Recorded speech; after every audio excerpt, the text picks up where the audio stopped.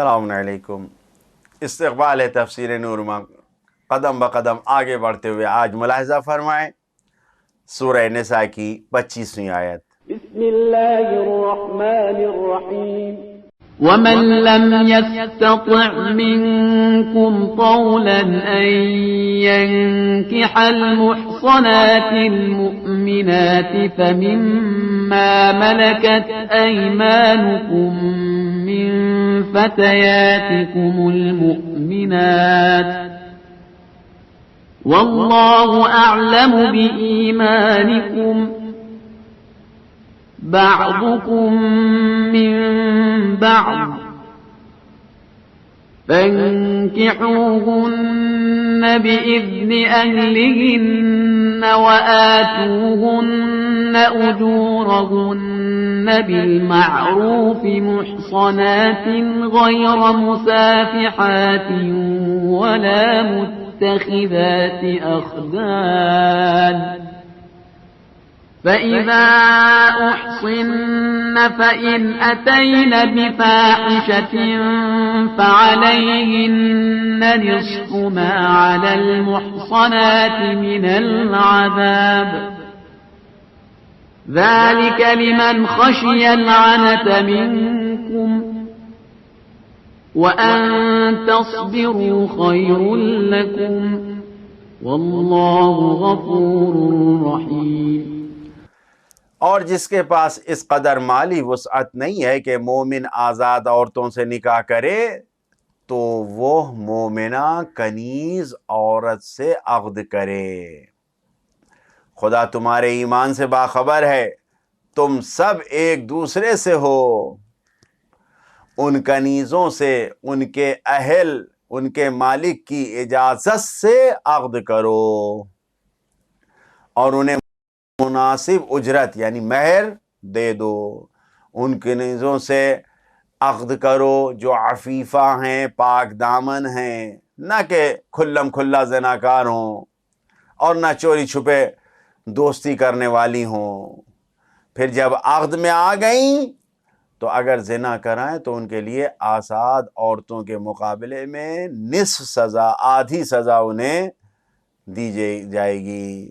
یہ کنیزوں سے عقد ان کے لیے ہے جو بے صبری کا خطرہ رکھتے ہیں، ورنہ صبر کرو تمہارے حق میں بہتر ہے، اور اللہ غفور و رحیم بھی ہے۔ چند نکتے اس آیت میں، جیسا کہ پچھلی آیت میں بیان ہوا کہ المحصنات المومنات سے مراد اس میں آزاد عورتیں ہیں، کیونکہ اس کے مقابلے میں فتیاتکم المؤمنات آیا ہے، جس کا مطلب مومنہ کنیزیں ہیں، کیونکہ فتیات کا لفظ قرآن مجید میں دوسری جگہ پر آیا ہے، لا تکرہوا فتیاتکم علی البغاء، اپنی کنیزوں کو بدکاری یا زنا کے لیے اکساؤ نہیں، انہیں مجبور نہ کرو۔ دوسرا نکتہ، اخدان خدن کی جمع ہے، جس کے معنی دوست اور ساتھی کے ہیں، لیکن اس کا استعمال زیادہ تر ایسے دوستوں کے لیے ہوتا ہے جو چھپ کر غلط طریقے سے رشتہ برقرار کرتے ہیں۔ یہ کلمہ مصافحات کے مقابلے میں استعمال ہوتا ہے، جس کا مطلب ہے جو لوگ کھلم کھلا بدکاری زنا کرتے ہیں۔ طول کا مطلب ہوتا ہے طاقت اور توانائی، جس کے پاس وسائل موجود ہوں، جس کے پاس سامان موجود ہوں، ذرائع موجود ہوں۔ عنت کا مطلب ہے مشکل اور سختی، اس کے معنی ہے مشکل اور سختی کے، جو رنج و مشکلات میں ہوں۔ جو کنیز کے مالک ہوتے ہیں بغیر عقد نکاح کے اپنی کنیز کے ساتھ وہ ہم بستری کر سکتے ہیں، لہٰذا اس آیت میں جو کنیزوں کی شادی کا حکم دیا جا رہا ہے وہ دوسروں کی کنیزوں کے لیے ہے کہ ان کے مالکین سے اجازت لے کر ان سے شادی کر سکتے ہو۔ اگرچہ کنیزوں سے شادی کرنا پسندیدہ کام نہیں ہے، لیکن کنیزوں میں بہت سی با فضل اور با کمال خواتین بھی پائی گئی ہیں جن میں بہت زیادہ کمالات پائے جاتے تھے، جو نمونہ تھیں اخلاق و کمالات کا، بلند درجے پہ تھیں، بعض اللہ کے اولیاء نے بھی ان کنیزوں سے شادی کر کے اپنی ہمسری میں لیا ہے انہیں، اور جن سے بہت ہی با کمال اور با فضل بچے پیدا ہوئے ہیں جو اولیاء الہی قرار پائے ہیں۔ جو پیغامات ہیں اس آیت میں، پہلا پیغام یہی ہے، اسلام میں شادی کا راستہ بند نہیں ہے، کھلا ہوا ہے، من لم یستطع۔ دوسرا پیغام، قانون بنانے والے کو معاشرے کی فطری اور ذاتی ضرورتوں کا لحاظ رکھتے ہوئے، ان کی اقتصادی حالتوں پہ خیال رکھتے ہوئے پھر قانون بنانا چاہیے، وَمَن لَمْ يَسْتَطِعْ۔ تیسرا پیغام، کنیز سے شادی کرنا برداشت ہے، لیکن گناہ اور بدکاری، فحشہ قابل قبول نہیں ہے، فَمِمَّا مَلَكَتْ أَيْمَانُكُمْ۔ چوتھا پیغام، آزاد عورت سے انسان شادی نہ کرے قبول ہے، لیکن بے ایمان غیر مومنہ قابل قبول نہیں ہے۔ لہذا کہا گیا ہے کہ اگر آزاد عورت بے ایمان ہے تو اس سے شادی نہ کرو، بلکہ اگر مومنہ کنیز ہے تو اس مومنہ کنیز سے شادی کر لو۔ فَطَيَّاتُكُمُ الْمُؤْمِنَاتِ۔ پانچواں پیغام، ہر شادی میں ایمان مومنہ ہونا بنیادی شرط ہے۔ المحصنات المومنات فتياتكم المومنات، ہر شادی میں با ایمان ہونا ضروری ہے۔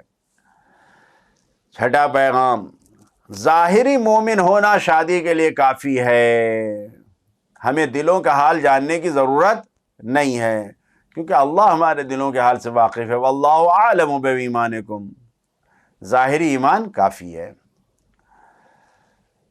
ساتواں پیغام، کنیزوں سے شادی کرنا توہین نہیں ہے، تحقیر نہیں ہے، چھوٹا پن نہیں ہے کہ انسان ذلیل ہو جائے، ایسا نہیں ہے۔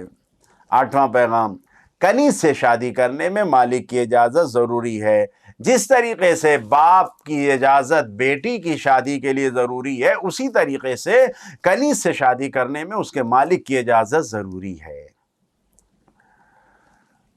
نواں پیغام، مالکوں کو یہ معلوم ہونا چاہیے کہ کنیزیں گھر کی فرد ہیں، اہل میں سے ہیں، اہلہن، یہ غیر نہیں ہے۔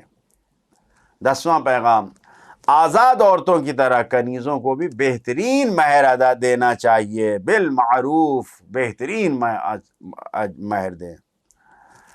اور مہر، 11واں پیغام، مہر خود کنیز کو دیا جانا چاہیے۔ غلاموں اور کنیزوں کا حق ادا کرنا، ان کا اقتصادی حق دینا بھی ضروری ہے۔ آتوہن اجورہن، خود ان کو دیا جائے۔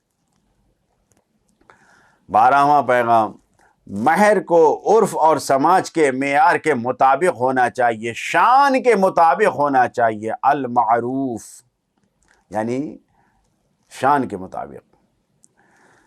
13واں پیغام، شادی کے بعد کی زندگی عفت، پاک دامنی، بد کرداری سے دوری، غلط تعلقات سے بچنے پر کامیاب ہوتی ہے۔ اگر بدکاریوں سے انسان محفوظ رہے گا تو یہ شادی بہت کامیاب ہے۔ محسنات غیر مصافحات۔ 14واں پیغام، اگر کنیز بدکاری کرے تو اس کی سزا آدھی ہو جاتی ہے، کیونکہ اس کے حق بھی آدھے ہیں، لہذا سزا بھی اس کی آدھی ہے۔ فَعَلَيْهِنَّ نِصْفُ مَا عَلَى الْمُحْصَنَاتِ۔ 15واں پیغام، آسان اور سستی شادیوں کا رواج قائم کرنے سے سماج سے بدکاریاں دور ہوتی ہیں، برائیاں اور فحشہ پھیلنے سے خود بخود رکاوٹیں ہو جاتی ہیں اگر سستی شادیاں، آسان شادیاں رائج کی جائیں، سادی شادیاں۔ ذالک لمن خشی العنت۔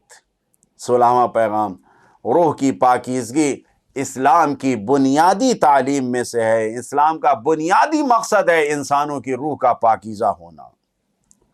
17واں پیغام، کنیز سے شادی کرنے سے بہتر ہے کہ انسان صبر کرے، شادی نہ کرے. ان تصبروا خیر لکم، صبر کرو تو یہ تمہارے لیے بہتر ہے.